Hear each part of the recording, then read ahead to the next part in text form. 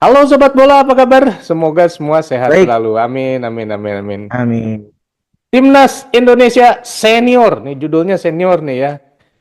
Di Iya. kandang di Manahan Solo, ternyata gagal memenangkan laga melawan Laos.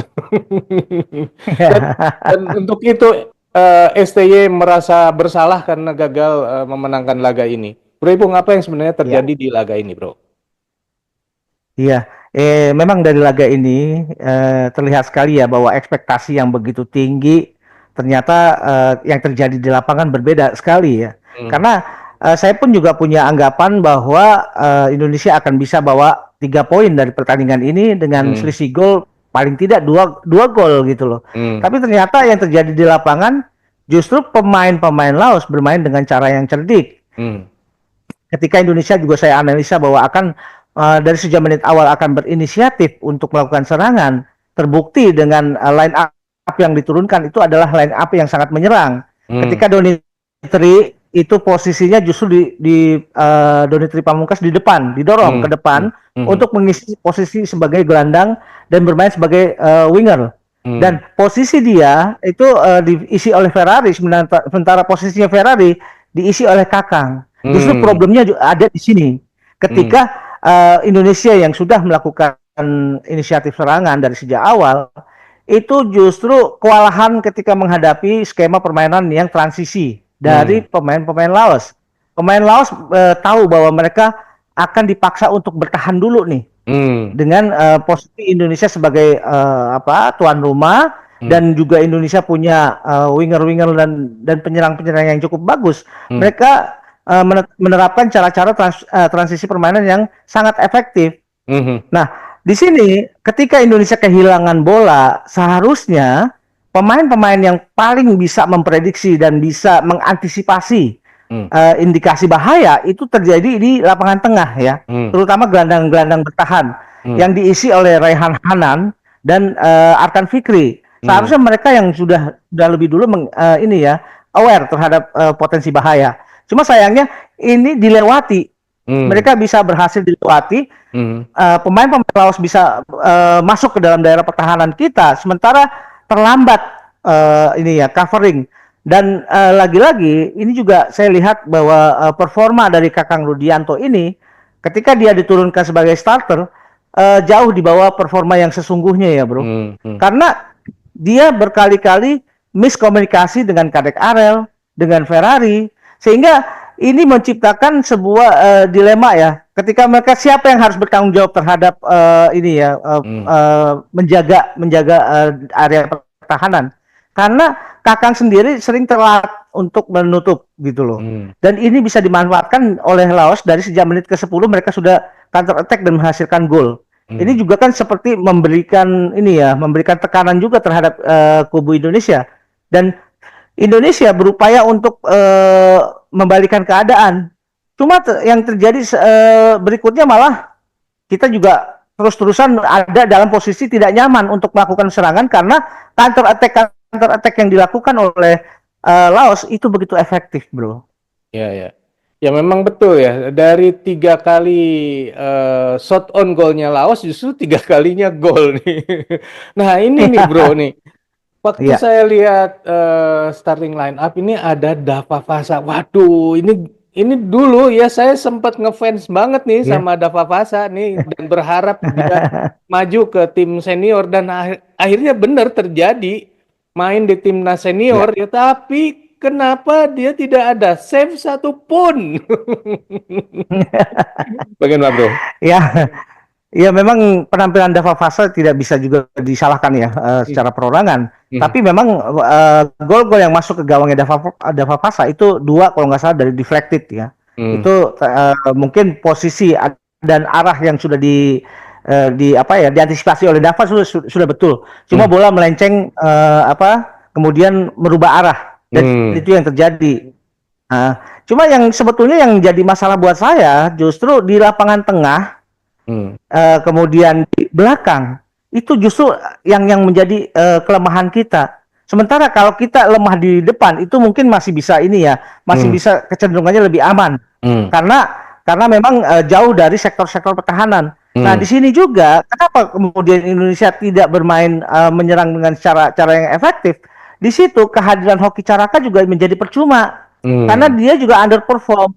Dia dalam posisi sebagai target man, sementara Marcelino bisa bergerak bebas ke kiri atau ke kanan dan Rafael Struijk juga bisa mengiris dari daerah sayap. Itu ternyata menjadi percuma karena posisi atau penempatan posisi dari Hoki Caraka selalu tanggung. Tidak ada posisi-posisi yang membuat dia bebas untuk menerima umpan atau melakukan penetrasi. Selalu dia dalam posisi yang tidak jelas orientasi permainannya gitu loh, bro.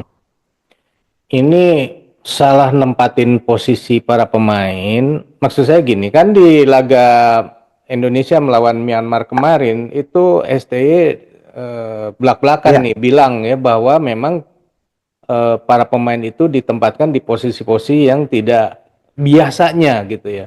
Nah, apakah di laga lawan Laos ini juga STY melakukan hal yang sama sehingga para pemain ini kebingungan gitu. Contoh misalnya Kakang gitu ya. Kakang apakah memang posisi biasanya di situ? Kan kayaknya enggak deh. Enggak. Kalau saya lihat bahwa posisi-posisi yang ditempatkan oleh STY itu merujuk pada penampilan dari posisi-posisi asli mereka. Seperti Kakang Rudianto. Memang dia biasa ditempatkan di situ. Kemudian sementara kita Pamungkas, Donitri juga kan pemain yang sedikit lebih versatil ya. Artinya dia bisa ditempatkan sebagai bek kiri, dia juga bisa ditempatkan sebagai winger. Sebetulnya kalau masalah penempatan posisi itu nggak ada problem. Kalau kita lihat juga bagaimana Rehan Hanan di SEA Games maupun di klub, kemudian Arkan Fikri, Hoki Caraka, itu kan pemain-pemain yang memang ditempatkan di posisi aslinya mereka. Cuma sayangnya itu tadi ya, percuma saja strategi yang sedemikian bagus kalau pemain-pemain di lapangan tidak bisa mengeksekusi. Itu yang jadi masalah adalah ketika kita tidak mampu mengeksekusi sehingga pada saat momentum didapat oleh Laos, kita tertatih-tatih nih, terseok-seok kita untuk mengembalikan atau menemukan performa lagi gitu loh, bro. Artinya dalam hal ini STY tidak bikin eksperimen ya, bro ya? Ya, kalau saya lihat sih dari starting line up yang diturunkan, memang tidak ada perubahan-perubahan yang drastis dari posisi-posisi pemain aslinya ya. Seperti contoh Kakang. Kakang kan memang biasa ditempatkan sebagai fullback di belakang. Kemudian kita juga lihat Raihan Hanan. Di tingkat klub juga atau di saat dia tampil di SEA Games juga kan dia biasa bermain di posisi itu, di tengah. Sementara Hoki Caraka itu juga kan biasa ditempatkan sebagai seorang striker. Cuma masalahnya, kalaupun strategi yang diturunkan ini sudah bagus gitu ya, strategi yang coba di planning oleh STY dan staf kepelatihan sudah demikian bagus, apabila tidak bisa diaplikasikan oleh pemain di lapangan, itu ya menjadi percuma. Walaupun sebetulnya STY sudah melihat bahwa ada kelemahan-kelemahan di titik-titik tersebut. Kelemahan itu dari belakang posisinya Kakang. Kemudian di tengah itu posisinya Raihan Hanan dan di depan posisinya Hoki Caraka. Sehingga muncul di babak kedua muncul Asnawi bermain. Kemudian kita juga lihat ada Victor Detan main. Ronaldo Kuateh juga main. Walaupun lagi-lagi ya saya sih agak menyayangkan walaupun sebetulnya sisi-sisi pertahanan kita sudah lebih rapi dengan komunikasi yang lebih baik antara Kadek Arel, Asnawi dengan Ferrari, itu nggak ada masalah. Nah, kemudian justru yang menjadi titik lemah ya, yang seharusnya Indonesia tuh bisa masuk menjadi pemain-pemain lebih menyerang dengan cara-cara yang lebih efektif, itu tidak muncul. Walaupun Hoki Caraka yang di babak pertama, sepertinya saya nggak tahu dengan jelas ya posisinya Hoki ini ngapain gitu ya. Dia tidak pernah dalam posisi yang bagus dan tidak pernah ada upaya untuk mencari posisi-posisi atau ruang-ruang kosong untuk bisa dieksploitasi. Sehingga keluar Ronaldo Kuateh. Mungkin yang diharapkan adalah ini adalah jawaban dari kebuntuannya Hoki Caraka. Ternyata turunnya Ronaldo Kuateh juga ya sama aja gitu loh. Dia juga tidak bisa memberikan solusi. Walaupun dalam hal ini ada perubahan ketika Ronaldo Kuate ini ditempatkan sebagai posisi yang tadinya ditempatkan oleh Rafael. Sementara Rafael lebih masuk ke posisinya hoki. Tapi karena si Ronaldo Kuate juga tidak bisa berbuat apa, dia juga saya juga bingung kenapa dia juga dalam 2 pertandingan ini tidak kunjung membaik performanya. Ya kesian aja gitu dengan posisi-posisi yang ditempatkan oleh Rafael Struijk. Dia banyak bekerja sendirian. Nah, sementara Marcelino yang diharapkan sebagai opsi untuk melakukan build up serangan dari tengah, kemudian mulai mengeksploitasi di tengah, itu juga tidak berjalan dengan baik karena mereka sudah pemain-pemain Laos sudah mungkin dapat instruksi ya bahwa harus diawasi yang namanya Marcelino ini. Marcelino terus diawasi sehingga Marcelino juga terbawa emosi, bermain juga tidak tidak cool gitu loh. Tidak matang. Jadi muncullah emosi-emosi yang kemudian memunculkan dia mendapatkan kartu kuning. Walaupun sebetulnya kartu kuning dia di kartu kuning pertama itu saya berpikir itu bukan kesalahan Marcelino seharusnya ya. Justru Marcelino berusaha untuk membreak build up serangan transisi negatif positifnya Laos untuk segera di break oleh ini ya Marcelino. Walaupun caranya dia sampai harus kena ini kartu kuning karena itu ada potensi bahaya di situ. Nah, seharusnya dalam hal ini itu sudah bisa ditutup oleh pemain-pemain di lapangan tengah seperti misalkan Zanadin Faris yang akhirnya turun atau Arkan Fikri yang harus bisa mendeteksi potensi bahaya gitu. Nah, ya seperti itulah pertandingannya yang saya lihat, Bro. Bro, ini STY menganggap bahwa biang kerok semuanya ini adalah passing yang salah. Passing yang selalu salah. Ini pertanyaan saya adalah apakah memang pemain Indonesia ini nggak bisa passing atau para pemain itu berada di tempat yang salah gitu ya, Bro ya? Atau memang sudah diantisipasi nih sama Laos bahwa ini nanti bakal kesini, kamu harus ada di sini gitu, atau yang mana nih, Bro? Saya pikir gini, kalau passing belakangan kan pemain-pemain Indonesia juga sudah membaik ya. Artinya kalau passing itu kan bisa sukses, salah satu faktornya adalah ketika pemain-pemain ada dalam posisi yang benar, ada dalam posisi-posisi memang bisa menempati ruang-ruang yang kosong, sehingga passing itu tidak percuma. Percuma saja misalkan kita melakukan passing, sementara orang yang dipassing itu udah dalam posisi di press, itu menjadi percuma. Tapi bagaimana kalau passing bisa passing-passing yang sifatnya progresif, itu adalah ketika passing itu menjadi sebuah rangkaian atau menjadi step awal untuk dilakukan sebuah skema serangan. Itu passing yang paling efektif seperti itu. Nah, dalam hal ini kemungkinan yang terjadi adalah tekanan dari pemain Laos, tekanan dari momentum yang dimiliki oleh Laos itu juga menjadi faktor yang kemudian membuat pemain kita menjadi gerasa gerusu untuk melakukan sesegera mungkin melakukan passing. Nah, ini karena Indonesia tidak lagi di posisi yang nyaman untuk melakukan passing, tidak lagi dalam posisi yang nyaman untuk menempati posisi, karena posisi-posisi tersebut memang sudah diisi oleh pemain-pemain Laos yang dari sejak awal doktrin sepak bola mereka di permainan ini adalah bermainan transisi. Mereka melakukan build up atau melakukan middle block dengan cara-cara yang lebih kuat. Nah, middle block ini bisa efektif kalau memang pemain-pemain ini penumpukan tidak hanya dalam satu posisi, tapi penumpukan itu pada ruang lebar lapangan. Nah, ini yang lebar ruang lapangan dengan posisi pemain-pemain Laos yang tidak terlalu jauh, itu menempatkan Indonesia tidak pernah mudah untuk dalam penguasaan bola gitu. Bro, ini kan Laos pelatihnya dari Korea Selatan juga nih ya. Betul. Ini apakah kualitas permainan Laos ini yang meningkat atau Indonesianya ya kembali ke setelan pabrik?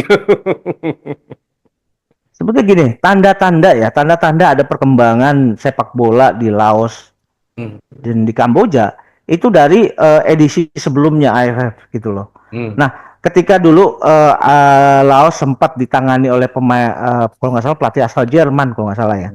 Nah, itu juga sudah memperlihatkan progres yang sudah membaik ya, makin membaik, makin membaik. Nah, kali ini Laos juga bermain dengan cara yang lebih baik dan dia mungkin juga bahwa pelatih asal Korea Selatan ini itu juga sudah mendeteksi bahwa kelemahan Laos salah satunya adalah mereka tidak bisa bermain sebelumnya ya, belum bisa bermain secara organisasi dengan baik. Kemudian kualitas dari stamina juga belum membaik. Tapi di pertandingan kali ini stamina pemain Laos juga terjaga dari menit awal sampai akhir gitu loh. Dan mereka bermain juga artinya dari sisi stamina itu sama aja levelnya. Artinya mereka sudah bisa membuild up ini ya faktor-faktor stamina. Karena biar bagaimanapun ini adalah olahraga fisik. Tentu kalau dalam sebuah olahraga fisik yang paling dibutuhkan adalah ketahanan fisik, dalam hal ini stamina ya. Dan itu sudah terlihat. Kemudian pelatih dari Korea Selatan ini juga cerdik ya. Ketika dia tahu bahwa Indonesia butuh kemenangan, Indonesia main di kandang gitu loh.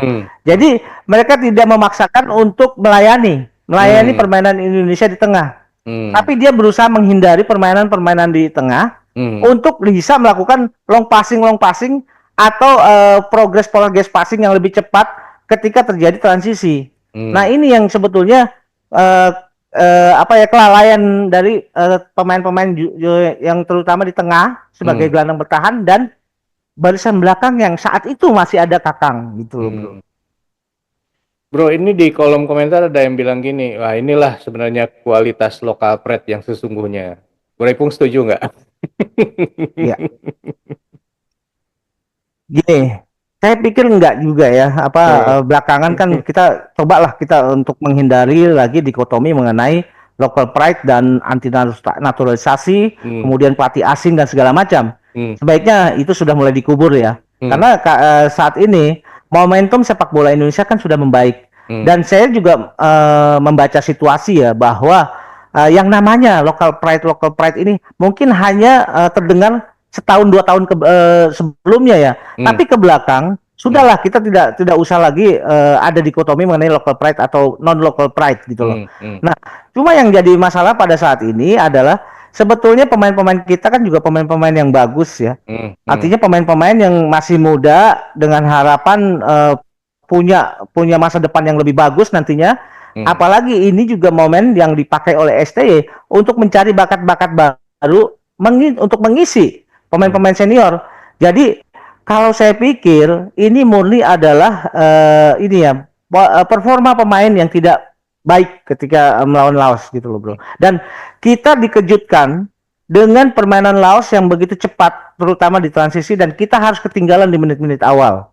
Di 10 menit awal kita sudah ketinggalan. Dan lucunya yang saya agak mengkhawatirkan ya, bahwa gol-gol Indonesia yang dihasilkan itu semuanya terjadi karena permainan set piece, bukan dari open play. Ini yang sebetulnya agak mengkhawatirkan buat saya ya. Bagaimana sebuah tim hanya bisa memanfaatkan permainan set play.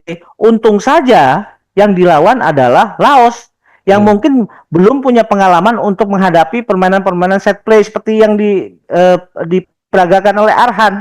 2 gol itu murni karena set play-nya Arhan dari lemparan gitu loh. Kemudian 1 gol lagi melalui tendangan pojok. Kemana ini pemain-pemain yang ada di tengah? Gitu loh. Kemana pemain-pemain yang ada di sayap? Kenapa kok tidak bisa membuild up serangan melalui permainan open play, melalui tendangan atau tusukan-tusukan ke daerah penalti? Itu yang sangat disayangkan sebetulnya dari pertandingan kali ini. Apalagi di pertandingan kali ini Marcelino menerima kartu merah. Bagaimana dengan pertandingan berikutnya dengan Vietnam di laga tandang nanti? Ini juga kan menjadi sebuah persoalan juga yang serius nantinya, Bro. Ya, ini kan kalau kita lihat dari 2 laga ini kan gol-gol semua tercipta dari pemain back ya justru dan justru nggak ada yang dari striker. Nah, makanya mungkin itu yang bisa dijelaskan tadi ya, bahwa karena dari set piece jadi kemudian malah back yang bikin gol. Nah, itu betul.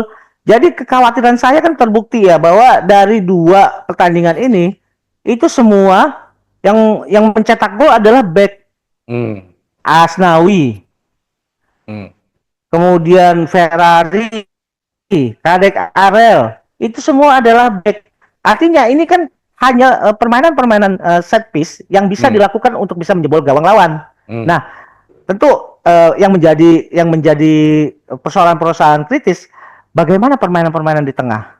Permainan-permainan yang harusnya bisa membuild up permainan dengan serangan-serangan yang menusuk, dengan tusukan-tusukan yang lebih dalam ke daerah pertahanan lawan untuk bisa mengkonversi menjadi gol. Jadi kan nggak enak sekali ya kalau kita bermain hanya bisa mengandalkan permainan set piece. Kemana ini Marcelino gitu loh? Kemana Rafael Struijk gitu loh?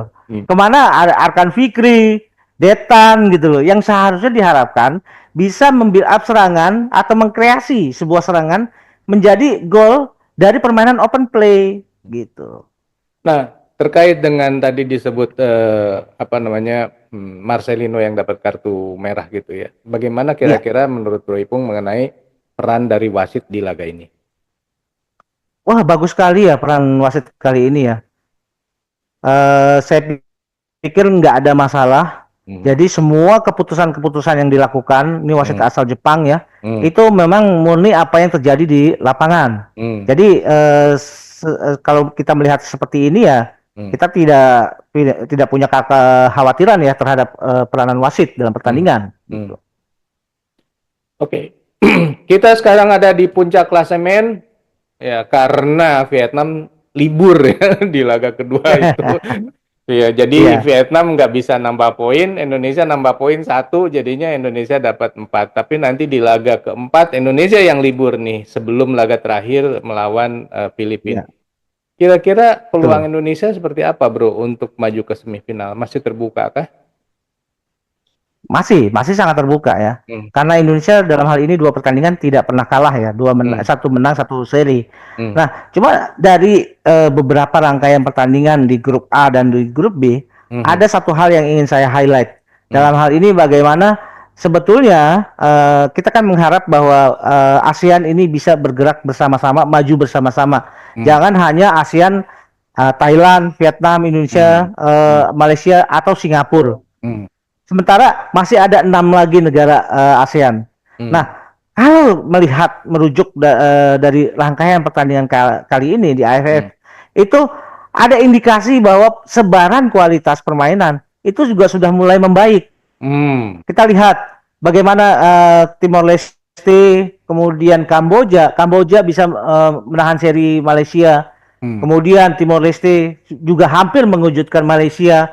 Kemudian juga Myanmar. Ternyata Filipina ternyata bisa bermain seri dengan Myanmar dan Singapura yang tadinya saya pikir bisa menjadi katakanlah ini ya lumbung gol, ternyata juga bisa mendapatkan nilai-nilai yang positif. Nah, ini kan sepertinya menunjukkan bahwa sebaran kualitas ini sudah mulai membaik. Walaupun pada akhirnya sih secara analisa saya mungkin ya tim-tim yang tradisional bisa menempati 4 terbaik. Ya paling tidak kita masih melihat peluang-peluang terbaik masih ada di Vietnam, di Indonesia, Thailand dan Malaysia atau Singapura gitu loh, Bro. Nah, ini yang saya pikir ada satu langkah yang positif dari AFF kali ini, bahwa kita disuguhkan sebuah pertandingan yang tidak bisa kita prediksi dari sejak awal. Karena kita prediksinya salah semua gitu loh. Bagaimana Kamboja bisa seri Malaysia. Saya juga termasuk orang yang di-prank juga dari pertandingan ini. Saya berpikir bahwa Indonesia akan bisa unggul lebih dari 2 gol. Ternyata kita bisa seri walaupun bermain di kandang. Dan ini kan menunjukkan sebuah dinamika yang berbeda di ajang AFF kali ini, bahwa sebaran kualitas mudah-mudahan aja bahwa sebaran kualitas dari negara-negara ASEAN juga sudah tumbuh bersama gitu, Bro. Ya, ini kan karena Indonesianya pakai U22, Bro, bukan yang senior aslinya nih. Betul. Tapi memang kan di Thailand sendiri juga kan tidak menurunkan tim seniornya gitu loh, yang saya dengar ya. Malaysia pun juga punya alasan bahwa dia juga tidak bisa menurunkan pemain-pemain utamanya. Hmm. Jadi semua negara punya kendala masing-masing ya, terutama di 3 negara ini ya. Ya. Indonesia hanya U22, kemudian Thailand juga tidak bisa menurunkan tim utama. Malaysia pun juga beranggapan bahwa mereka hanya menurunkan tim B. Ya. Tapi paling tidak kalau dinamikanya seperti ini kan ada sesuatu yang bisa bisa dinikmati ya, bahwa dari satu pertandingan ke pertandingan lain itu prediksinya kadang-kadang bisa salah gitu. Ya. Oke sobat bola, itulah obrolan kita mengenai laga Indonesia lawan Laos, di mana Indonesia bermain dengan 10 orang saja di sekian menit terakhir ya, gara-gara kartu kuning kedua, dan akhirnya Indonesia hanya bisa mendapatkan 1 poin saja, hasil imbang 3 sama dengan Laos. Kalau menurut sobat sendiri, ini kesalahannya di mana nih? Silakan tulis di kolom komentar. Sekian dulu obrolan kita lanjut di obrolan lain. Sampai jumpa. Bye. Thank you, bro.